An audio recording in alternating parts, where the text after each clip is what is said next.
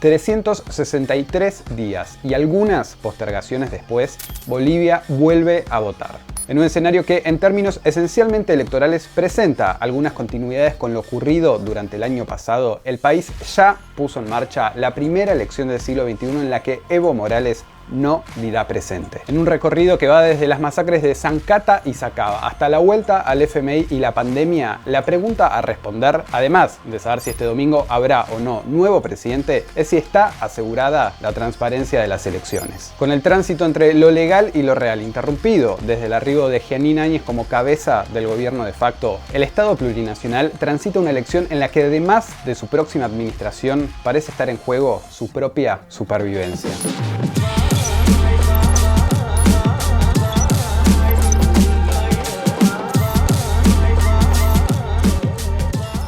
El último año no fue uno más para Bolivia. Si bien su historia figura marcada entre golpes de Estado y crisis políticas, la salida del poder de Evo Morales tras casi 14 años al frente del país generó un vacío de poder que prontamente se evidenció en el retorno a viejos usos y costumbres.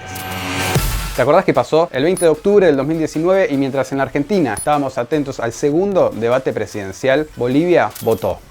En la novena elección desde que el país recuperó su democracia en 1982, lo que se esperaba saber esa noche, o sea, si Evo le sacaba a Carlos Mesa los 10 puntos de diferencia para ganar en primera vuelta y asumir su cuarto mandato, tardó varios días en conocerse. Entonces, a un proceso electoral viciado de ilegitimidad por la nueva candidatura de Evo, la falta de celeridad en la transmisión de los resultados fue el detonante para que la oposición estallara al grito de fraude y la violencia fuera progresivamente en aumento. 20 días después de las elecciones pasó esto. Y luego de analizar la situación conflictiva interna, sugerimos al presidente del Estado que renuncie a su mandato presidencial, permitiendo la pacificación y el mantenimiento de la estabilidad por el bien de nuestra Bolivia. Con las palabras del ex comandante en jefe de las Fuerzas Armadas, William Scaliman, los hechos se aceleraron con gran rapidez. En menos de 48 horas, Evo, su vicepresidente y parte de su gabinete volaron rumbo a México, en tanto que Áñez, presidenta de la Cámara del Senado, asumía la presidencia del país en condiciones por demás irregulares. Con el golpe consumado y Biblia en mano, la presidenta de facto marcó que su administración tenía como único objetivo garantizar la pacificación del país y convocar a nuevas elecciones de las cuales ella no participaría. Sobre esto último ya vamos a charlar, pero antes veamos cómo fue eso de pacificar las cosas. A diferencia de otros países de la región, la política de defensa boliviana compromete explícitamente a los militares en tareas de seguridad, tanto externa como interna. Algo que además se consagró en lo simbólico con la incorporación de la huipala a los uniformes y el lema Patria o Muerte, venceremos. Más allá de esto último y las masacres de Sacaba y Zancata, así como el hostigamiento a la población del trópico de Cochabamba, la policía y las Fuerzas Armadas fueron el punto inicial de un proceso de persecución de sectores sociales afines al MAS. La salida de Evo y el ascenso de Áñez tuvo a las Fuerzas Armadas como partícipes necesarios tutelando la transición de la que venimos hablando y el gobierno como responsable directo en viciar la legalidad del accionar represivo. El personal, dice expresamente el numeral tercero, que participe en los operativos para el restablecimiento del orden interno y estabilidad pública, estará exento de responsabilidad penal cuando en el cumplimiento de sus funciones constitucionales actúen en legítima defensa o en estado de necesidad. Te contaba que en su primer discurso como presidenta de facto, Áñez afirmó su intención de convocar a nuevas elecciones, algo que está contemplado en el artículo 170 de la Constitución, marcando un plazo máximo de 90 días. Las elecciones que van a ser este domingo previamente tuvieron fecha para el 6 de septiembre y antes para el 3 de mayo, pero en ambos casos fueron postergadas a partir de la pandemia del coronavirus. Con Evo en la Argentina desde el 12 de diciembre tramitando la condición de refugiado, la búsqueda de reformular la candidatura del MAS fue en parte dirigida desde Buenos Aires por el exmandatario, algo que no fue bien recibido por el gobierno de facto boliviano, ocupando varios de los 11 minutos en los que Áñez representó a su país ante la ONU. ¿Cuál es la autoridad que tiene el gobierno argentino para ofrecer impunidad a Evo Morales ante casos tan graves como las investigaciones nacionales e internacionales que están en marcha contra este ex dictador por violaciones a los derechos humanos, por violaciones sexuales contra niñas o mujeres menores de edad o por complicidad en asesinato político. Sepa el populismo kirchnerista que la nación boliviana no es propiedad privada de ninguna casta.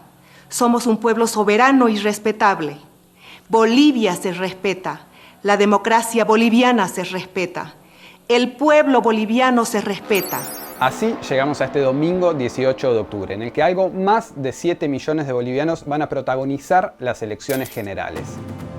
En esta oportunidad, las personas mayores de 18 años y registradas en el padrón electoral van a elegir presidente y vice, 36 senadores y 130 diputados, o sea, la renovación total de la Asamblea Plurinacional, y 9 representantes ante organismos supraestatales. Tras que Áñez diera de baja su candidatura, esa que dijo que nunca iba a impulsar, finalmente son 7 los aspirantes a la presidencia de Bolivia, que por primera vez en 18 años dijeron presente en 2 debates televisivos. Claro, rumbo a las elecciones generales 2020 en Bolivia están los 7 candidatos en carrera.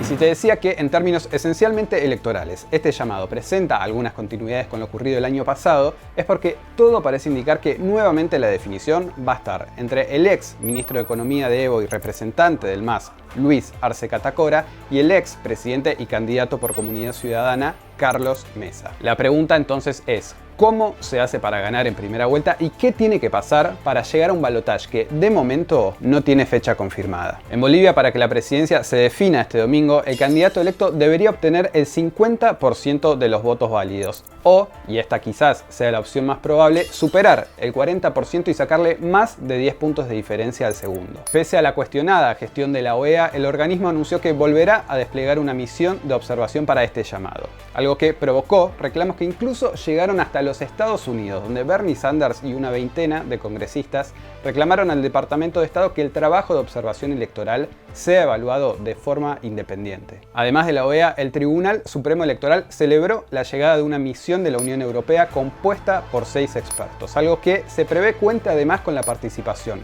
de la Unión de Organismos Electorales de América y el Centro Carter. Aunque más allá de la participación de varios partidos y la veeduría internacional, lo cierto es que el electorado, así como la sociedad, seguramente termine por pronunciarse a favor o en contra del movimiento al socialismo. Todavía no se sabe qué partido va a lograr representar a los votantes antimasistas, en tanto, a partir de lo complejo de poder ganar en primera vuelta, hay varias expresiones de centro que especulan con un eventual balotaje. Es importante saber en esto que el odio hacia el MAS comenzó antes de la asunción al poder del primer presidente indígena y la instalación de movimientos sociales que agruparon indígenas, campesinos y trabajadores. Camacho y Mesa han hecho quemar nuestra Huipala.